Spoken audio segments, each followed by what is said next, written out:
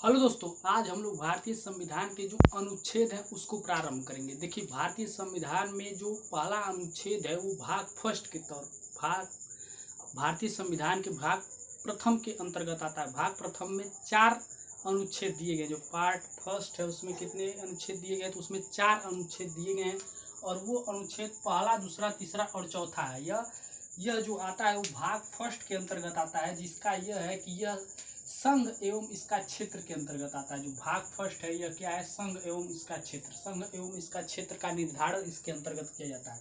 इसमें जो 4 अनुच्छेद आते हैं उसमें से जो पहला अनुच्छेद है उसमें यह लिखा गया है कि इंडिया अर्थात भारत जो राज्यों का एक संघ होगा।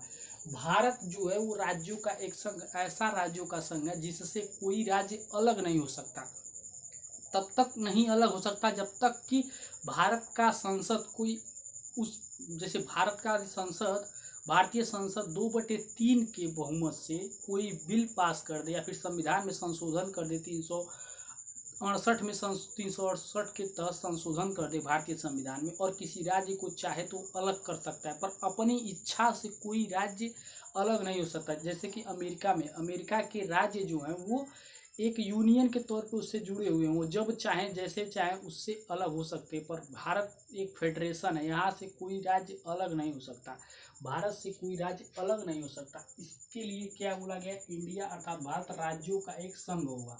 और जो अनुच्छेद 2 है इसमें क्या बोला गया है, इसमें नए राज्यों का प्रवेश के लिए बोला गया है कि संसद निर्वधानों और शर्तों के साथ जिन्हें वो चाहे उचित समझे वो अपने क्षेत्र में शामिल कर सकता है। मान लीजिए कोई क्षेत्र है या फिर कोई देश है जो भारत के साथ जुड़ना चाह रहा है, पर वो यह चाह रहा है कि हमारे वहाँ जो हमारी सत्ता है वो उसी प्रकार से चलती रहे, भारत कुछ सहयोग उसके वहाँ करे, तो उसके लिए कोई संविधान संशोधन करने की जरूरत नहीं है। भारत के लोग मतलब भारत की संसद साधारण बहुमत से उसे अपने क्षेत्र में जोड़ लेगी, या फिर भारत की जो कार्यपालिका है वो अभी यह काम कर सकती है बिना संसद के सलाह लिए। कार्यपालिका ही यह कार्य को कर सकती है, क्योंकि भारत का जो संविधान है उसमें यह बोला गया है कि भारत की जो सीमा क्षेत्र है उसका निर्धारण कार्यपालिका कर सकती है। भारतीय की जो सीमा क्षेत्र है उसका निर्धारण, क्योंकि कभी युद्ध होगा तो वो सीमा क्षेत्र आगे बढ़ेगा, कभी भारतीय सेना पीछे हटेगी तो वो सीमा क्षेत्र पीछे घटेगा। तो इसके लिए बार बार संविधान में संशोधन नहीं किया जाएगा। इसके लिए क्या बोला गया है कि भारत की जो कार्यपालिका है जिसमें डिफेंस आता है वो भी भारतीय सीमा का निर्धारण कर सकता है। युद्ध लड़ा, कोई क्षेत्र अंदर तक कहीं घुस गया तो भारत की सीमा वहां तक मानी जाएगी। वो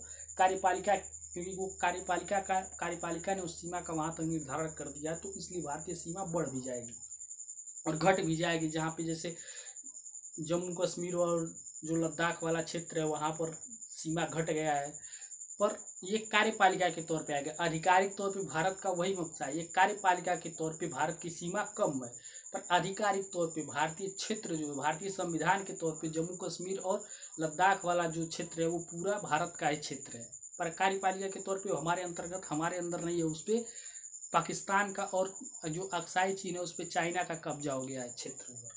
और इसी प्रकार अनुच्छेद 3 में बोला गया है कि भारत के अंदर के राज्यों की सीमा नाम आकार में परिवर्तन करने के लिए जो है वो संसद राष्ट्रपति की सिफारिश पर कर सकता है। संसद जो है राष्ट्रपति की सिफारिश पे कर सकता है, और संसद जब यह सीमा क्षेत्र में परिवर्तन करेगा तो जो राज्य है उसके विधानमंडल में भी भेजेगा कि वहाँ की जो विधानमंडल है उसमें चर्चा कर ले, और उसके पास एक समय सीमा होगी कि उस समय सीमा के अंदर आप चर्चा करके हमें वापस बता दीजिए। यदि वो बताते हैं, उस पर सहमत होते हैं तब भी, यदि सहमत नहीं भी होते हैं तब भी संसद जो है राष्ट्रपति की सिफारिश पे उसके सीमा नाम क्षेत्र में परिवर्तन कर सकता है। जो भारतीय क्षेत्र के अंदर है, जैसे बिहार है, उत्तर प्रदेश है, बंगाल है, इन सब के क्षेत्र में वो जब चाहे जहाँ से चाहे परिवर्तन कर सकते हैं। इसके लिए कोई संविधान संशोधन करने की जरूरत नहीं है, ये साधारण बहुमत से ही हो जाएगा ये सभी काम।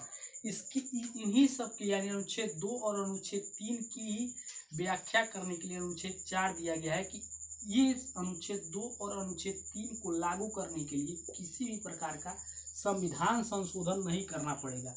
लेकिन यदि आपको कोई क्षेत्र, अपना क्षेत्र किसी दूसरे देश को देना है तो आपको संविधान संशोधन करना पड़ेगा। जैसे 100वां संविधान संशोधन जब हुआ था तो भारत ने 100 पॉइंटों को लगभग दिया था बांग्लादेश को, और लगभग उसके 51 बिंदु ऐसे थे जिनको 51 जगहें ऐसी थी जिनको अपने क्षेत्र में लिया था ताकि सीमा विवाद कम हो सके। तो जो ये संविधान संशोधन हुआ था तो इसमें क्या किया गया, इसमें 368 के